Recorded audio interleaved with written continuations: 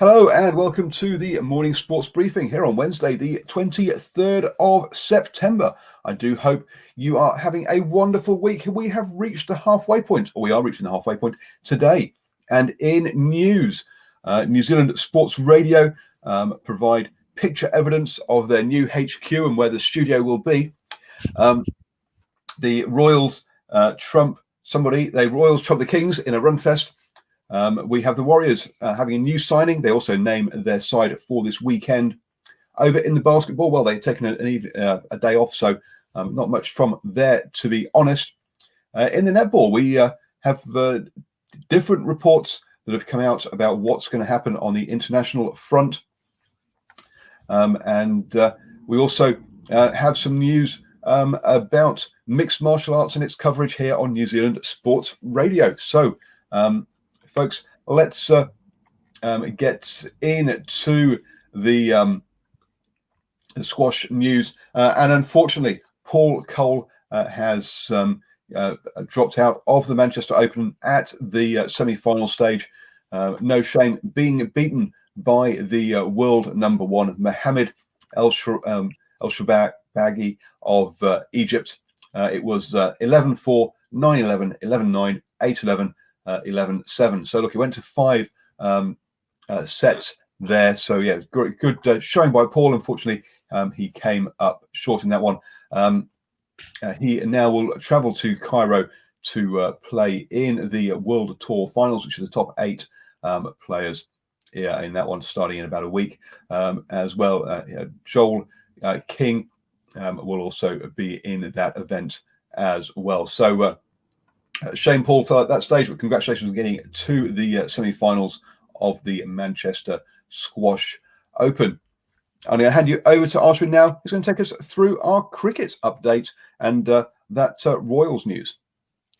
Good morning, Paul, and good morning to all our viewers and listeners on the interweb. Yes, the Royals trumped the Kings in a run fest. The Rajasthan Royals have won a run fest against the Chennai Super Kings. Batting first, the Royals made their way to an impressive total of 216 for 7. Sanju Samson, the standout, was 74 for 32 balls, striking at 231. Jofra Archer showing he's handy with the bat, not just the ball, with a cameo towards the end of the innings, scoring 27 off just 8 balls. That was 4 sixes in that total.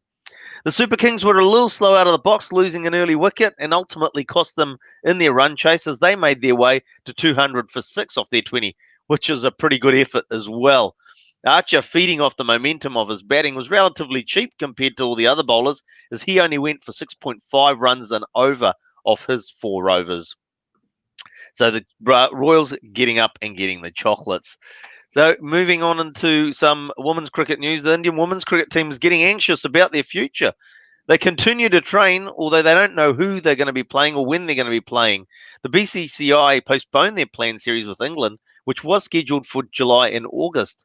And now a series planned between India, South Africa, and West Indies also appears to be on the back blocks or on the back burner. The Indian women's team hasn't played any cricket since their loss to Australia in the T20 World Cup. And that, Paul, is a rather truncated cricket news day today. Thank you very much, Ashwin. And yes, folks, if you have a checkout of the New Zealand Sports Radio socials across Facebook, Twitter, and also LinkedIn, you can see a photo of me in my new garage.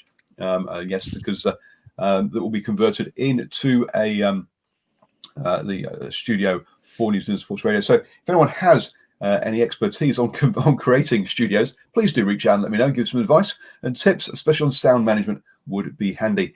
I'm going to hand you over now to Stephen, who's going to take us through our birthdays this morning. Thank you very much, Paul, and good morning to everybody tuning into New Zealand Sports Radio. Well, once again, it's another beautiful day right here in Tamaki Makaurau, Auckland. Stunning weather this morning, a low of 11 degrees, but we will have a high of 18 degrees. So a perfect day to celebrate, or perfect way to celebrate your birthdays on a beautiful day.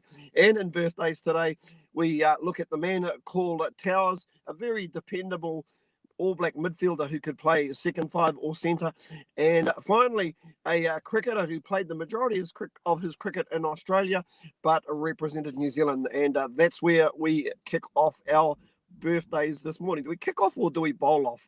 Maybe we bowl off our birthdays this morning. Aaron James Redmond, born this day, the 23rd of September 1971, is an Australian-born former New Zealand international cricketer. He was a member of the Otago cricket team competing in the State Championship, State Shield and State 2020 competitions in 2006. Redmond is a right-handed batsman who debuted for Canterbury in the 1999-2000 season, playing first class and List A matches for them. His father, Rodney Redmond, an international cricketer who scored 107 and 56 on debut for New Zealand in the 72-73 season against Pakistan in Auckland. Moving right along, Ryan Stevenson Crotty. Ryan Crotty, born this day, 23rd of September 1988, is a New Zealand-born rugby union footballer. He currently plays as a midfield back for Kubota Spears in the Japanese top league. Now, Crotty played 48 tests for New Zealand. I thought he played more than that for the international team, the All Blacks, from 2013 until the 2019 Rugby World Cup. Like, who can forget him in 2013 scoring that last-minute try against Ireland at the Aviva Stadium, and of course Cruden kicking the conversion. Now, Crotty scored 12 tries for New Zealand in his international career. Crotty had previously played for the Crusaders in Super Rugby competition and Canterbury in the old ITM Cup, captaining both teams. So pretty impressive. And speaking of a very impressive stature, Glenn Lyndon Taylor, or Glenn Taylor, born this day, the 23rd of September 1970, is a former New Zealand rugby union player, a lock and flanker. Taylor captained the Northern Taniwha at provincial level and the Chiefs and Hurricanes, and he also played for the Blues. Now, he didn't captain them, but he was part of the Chiefs, Hurricanes and Blues in Super Rugby. He was a member of the New Zealand national side, the All Blacks, in 1992, and of course he toured with that famous team that won the series in South Africa 1996. In all, playing 6 matches and 1 international. Played in the very final match at Ellis Park in South Africa in 1966. Unfortunately for the man nicknamed Towers, that was a loss this day, but it won't damper the spirits of one Glenn Taylor, because it's his birthday today, along with Ron Crotty and Aaron Redmond. Happy birthday to all 3 of these chaps. Thank you very much, Stephen, for that, and I hope they all have a wonderful day and some lovely birthday cake as well. Over in the French Open, and Bianca Andreescu has had to withdraw from that. The world number 7, unfortunately, is still suffering from a knee injury, and she will be out. And she said she'll be out for the rest of the season. And let's hope she has a speedy recovery over there. Over in the in rugby, and Mario Ledesma, the Argentina coach, has said that they're still on track for the rugby championship, even though they have had a number of coronavirus positive cases, including Ledesma himself. He says they're all good and that they're now on track, hopefully to come over to New Zealand. Also, the Wallabies will be quarantining in Wellington as part of their move over here for the Bledisloe Cup games. I'm going to hand you back to Stephen now for the sport that just keeps on giving. It's our NRL update. Thanks again, Paul. Well, this morning we look at the Warriors, who have signed Adam Funua Blake, and also we look at the Warriors team to play in their final game of the season. That's round 20 coming up this weekend. Now, Tohu Harris will lead the New Zealand Warriors in a season closer against the Manly Seagulls. Peter Hiku replaces Roger Tuivasa-Sheck in one of 3 changes to the New Zealand Warriors side for their final game of the NRL season against Manly Seagulls on Sunday, after leaving Sunday's loss to the Canberra Raiders with a hamstring injury. The skipper will sit on the sidelines this weekend as Hiku slides back into a familiar fullback role. Veteran forward Tohu Harris will claim the captaincy to cap off an exceptional 2020 campaign, joining Adam Blair as the only players to have appeared in all 20 games. Centre Patrick Herbert makes a timely return from a hamstring issue of his own to move on to the right wing following a 5-game absence. The explosive Herbert had hit a rich vein of form before injury struck during a training session, scoring a double against the Sea Eagles and another try against the Panthers, and that was earlier in the season. Hayes Perham and Adam Kegrin start in a rejigged midfield. There's just one change up front with the rookie Eliasa Katoa named to start, Jack Murchie going to the interchange. Last Sunday, Katoa attempted to make his comeback from a hand injury, but was ruled out 24 hours before the Raiders clash.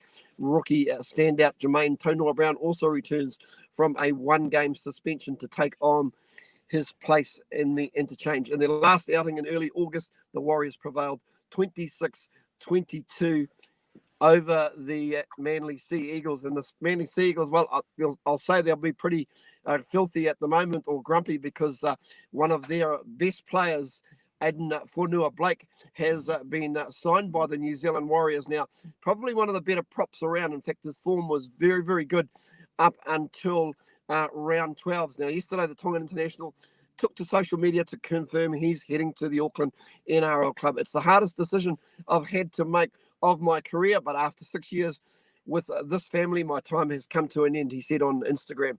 I'd like to thank everyone from the coaching staff and all the players to all the loyal fans that have stuck with me through every hard time we have had over the past 6 years. What waits for him at the Warriors, having missed out on the likes of Jack DeBillion, David Fafita, Toby Rudolph in recent months, signing Fonua-Blake will be a relief for the club, which has been eager to bolster their front row stocks. A very, very interesting signing. Of course, remembering in, when was it, round 8, he was sent off in the final seconds of the game against Newcastle for dissent. I won't even begin to say what he actually said to the referee, but there were a lot of profanities.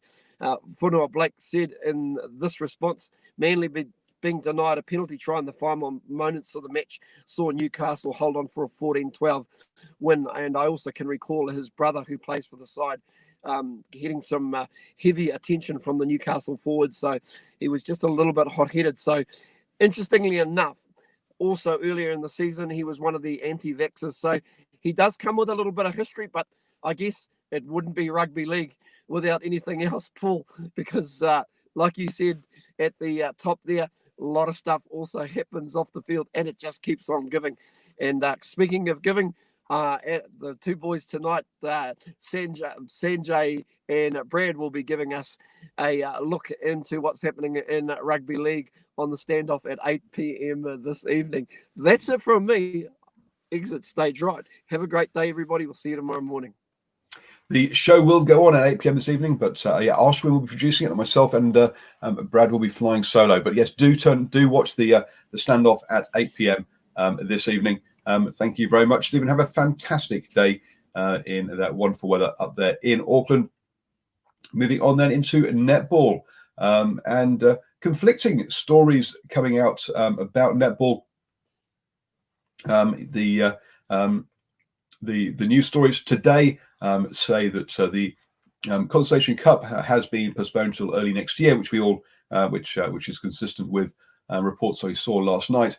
But reports this morning suggest that Netball New Zealand still could have a 3-test series against England in November, being held in New Zealand. Last night, the reports that there wouldn't be no international netball, and there will be series games against the men and the under-21s instead. Those tweets and news reports have all been taken down overnight. So perhaps the series against England was a very much late notice, and we'll see how far they go with that.